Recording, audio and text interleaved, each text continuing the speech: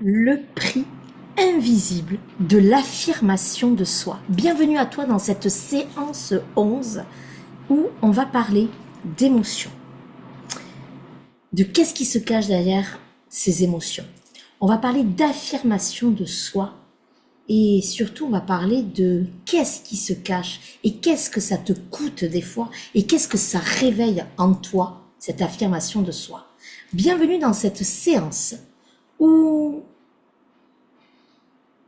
ça va te permettre de dépasser un plafond de verre, une limite supérieure. Je crois qu'on en a déjà parlé dans une dernière séance.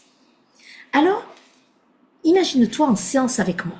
Imagine-toi que ce soit toi en séance ou que tu observes cette séance, soit en mode, bon, Vanille, là j'ai envie de venir avec toi dans tes accompagnements en psychothérapie ou en accompagnement relationnel, en duo, mère, fille, mère, enfant, ou couple, ou ouais, bon, voilà, un couple en tout cas, un couple relationnel, ou tout simplement en coaching business, comme ça se passe dans cette séance, ou tout simplement dans mon institut de thérapie. Mon institut de thérapie, au cœur de l'âme, on apprend à devenir thérapeute, et on apprend à mener ce genre de séance. Alors, installe-toi bien, prends de quoi noter, prends peut-être un café, un thé, une tisane, de l'eau, peut-être un plaid, une bougie, c'est ton moment à toi. Nous sommes dans une séance avec une cliente que j'accompagne en coaching business thérapeutique. N'oublie pas que mes coaching business sont toujours liés au thérapeutique puisqu'on travaille l'être. On est vraiment dans le être soi. Et ensuite, on peut travailler des stratégies, mais en complément de ça. Et c'est là où se passent de très belles choses. Donc, elle me dit que la veille de notre rendez-vous, elle a eu une grosse frustration de ne pas pouvoir faire son métier comme elle le souhaiterait pleinement. D'accord ?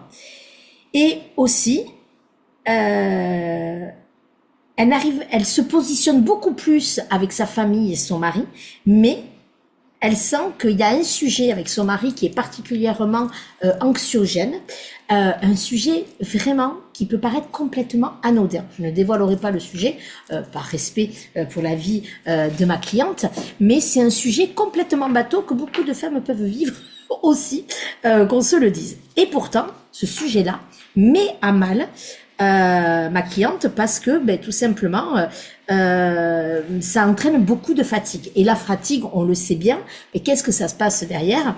Qu'est-ce qui se passe derrière, surtout si en plus on a de l'atypisme, de l'hypersensibilité, ou tout simplement parce qu'on a des changements hormonaux peut-être dus à notre préménopause, à la ménopause ou à notre cycle menstruel. Bref, on sait bien que le sommeil joue énormément sur ça, sur la gestion de nos émotions, sur le bien vivre, moi je préfère dire, de nos émotions, sur notre capacité de concentration, notre capacité aussi au niveau de son mindset, de pensée positive. Voilà, donc il y a tout ça qui se joue sur notre régulation au niveau de notre alimentation, au niveau de l'activité physique. Donc ça a beaucoup de conséquences, la fatigue, d'accord ? Fatigue physique à la base, mais qui peut devenir mentale, etc.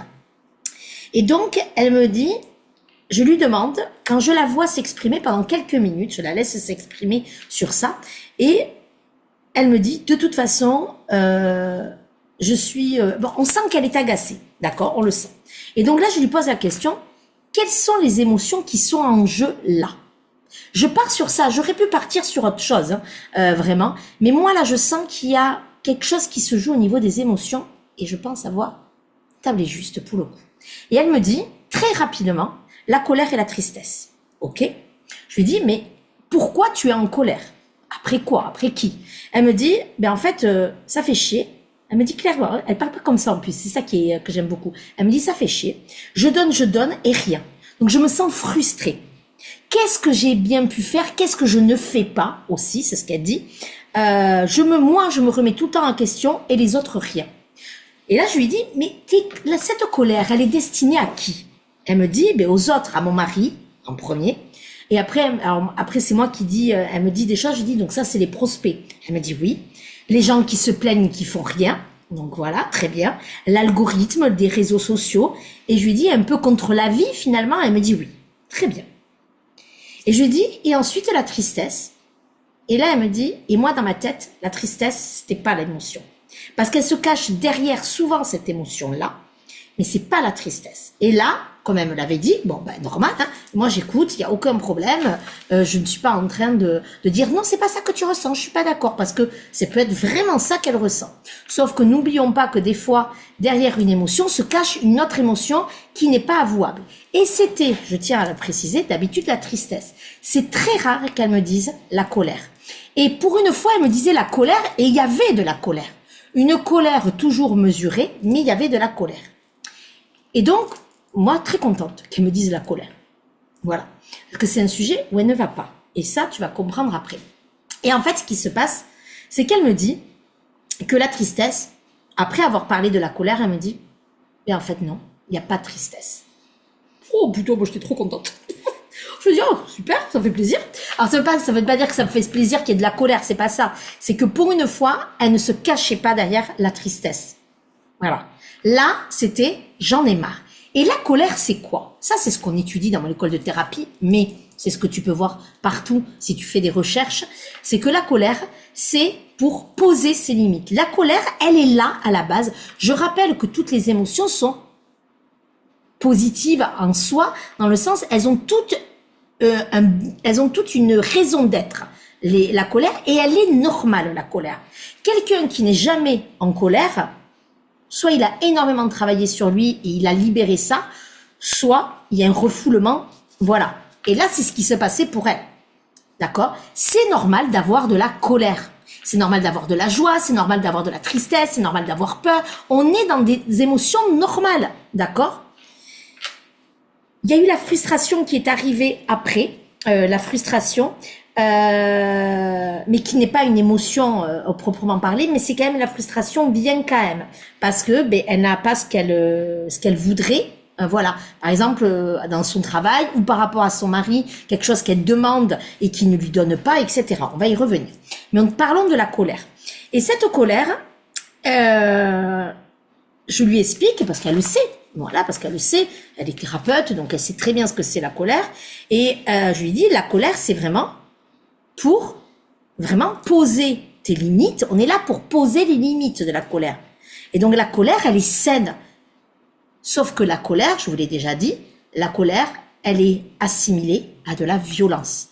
On le voit dans les médias, on le voit dans les films, on le voit partout. Quand on dit colère, on imagine une scène violente, voire d'extrême violence. D'accord? La colère, on la voit jamais saine. Alors qu'à la base, c'est ça. Sauf que la colère a toujours été détournée, avec les guerres, avec tout ce qu'on peut voir sur les humains, sur les hommes, ce qu'ils en font, ou les femmes, hein, mais je dis les hommes avec un grand H.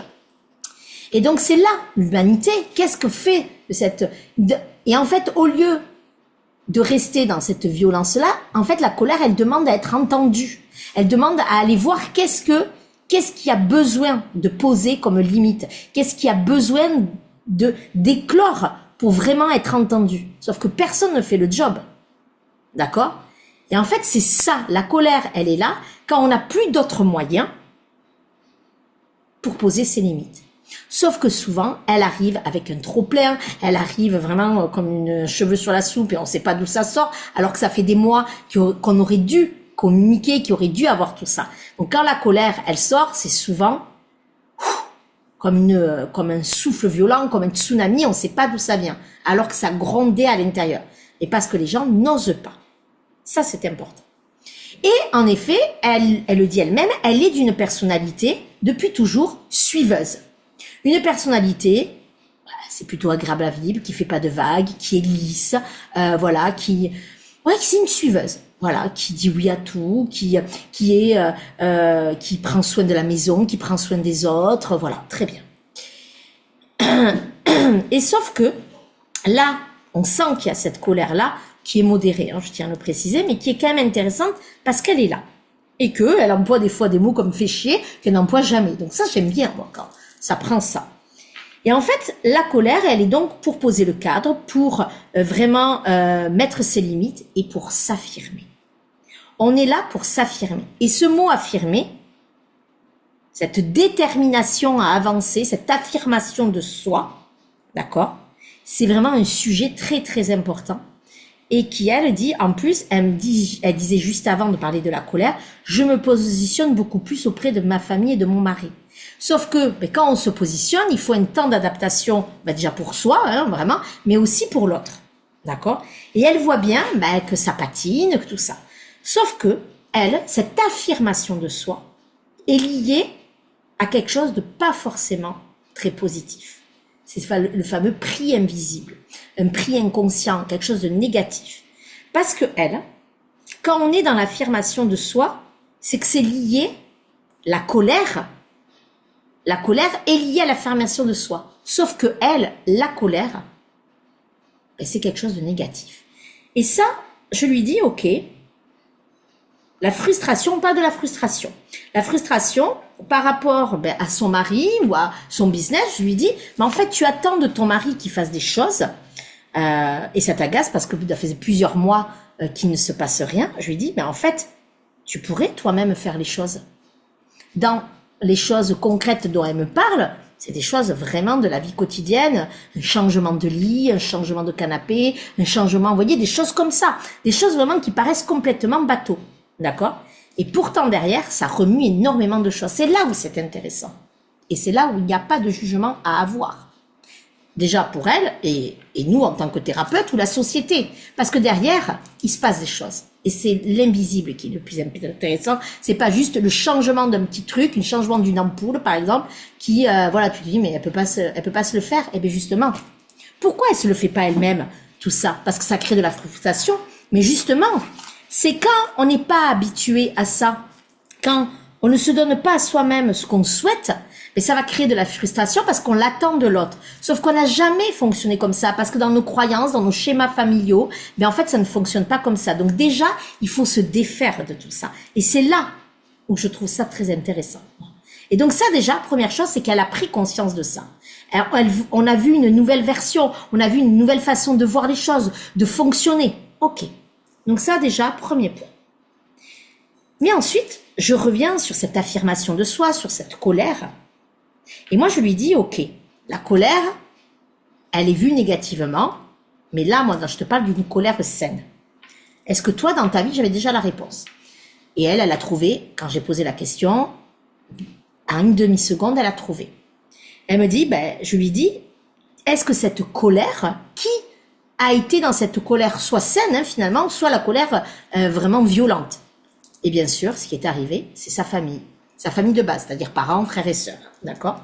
C'est pas la violence que tu entends toi être frappé, tout ça, c'est pas du tout cette violence-là, je tiens à le préciser, mais c'est une forme de violence vraiment parce que il peut avoir des coups de poing dans le mur, des choses comme ça, donc c'est c'est de la violence, mais c'est pas, elle n'a pas été frappée, ça n'a pas été une enfant violentée, c'est ça que je veux dire, pour montrer qu'il y a différentes formes de violence. Et elle me dit, mais en fait la colère, elle est destructrice, et elle est pas saine. Et donc forcément, si la colère permet, parce que si on n'arrive pas à s'affirmer dans la vie, mais que la colère, c'est ce souffle, c'est cet élan qui te permet de poser tes limites et d'être dans cette affirmation de soi, ce n'est pas possible, parce que la colère est vue comme quelque chose de violent, de destructeur. On a employé ce terme-là. La colère est destructrice. Ça fait du mal à tout le monde. Et voilà, ça la renvoie à tous les épisodes qu'elle a eu depuis l'adolescence, très fort, qui pour en plus une personne hypersensible a été démultipliée. Déjà que c'était pas simple. Et donc cette colère, elle est destructrice. Elle n'est pas saine. Et moi, ce que je lui ai dit, qu'est-ce qu'elle fait cette colère? Elle coupe le lien. C'est ce qui se passe. Elle coupe le lien de la famille. Elle détruit la famille. Inconsciemment. Et même consciemment, et dans les faits, même si ça paraît une famille parfaite, mais à l'intérieur, c'est un terrain de mine. On est sur un terrain de guerre, où on est blessé à l'intérieur. Tu vois? Et donc, je parlerai pas de stress post-traumatique, mais ça peut arriver. Attention, ça peut arriver. Et donc, cette colère-là, qui est liée à l'affirmation de soi, c'est comme ça, mais en fait, c'est pas possible. Elle s'est affirmée, mais elle ne pouvait pas aller plus loin que ça.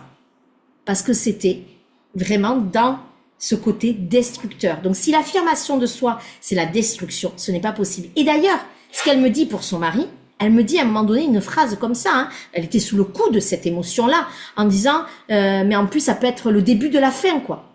Le début de la fin, quand tu sais le sujet qui est, je ne sais pas ça, mais c'est changer une ampoule, c'est comme si c'était ça, mais c'est pas ce sujet-là, c'est un peu plus, voilà, mais c'est vraiment pas grave, quoi. On n'est pas sur des, en fait, ça veut dire que si tu te sépares, c'est pas à cause d'une ampoule, c'est que derrière il y avait d'autres choses, ok? Mais là, en fait, il y a rien, tout va bien. C'est juste qu'elle s'affirme sur certains points.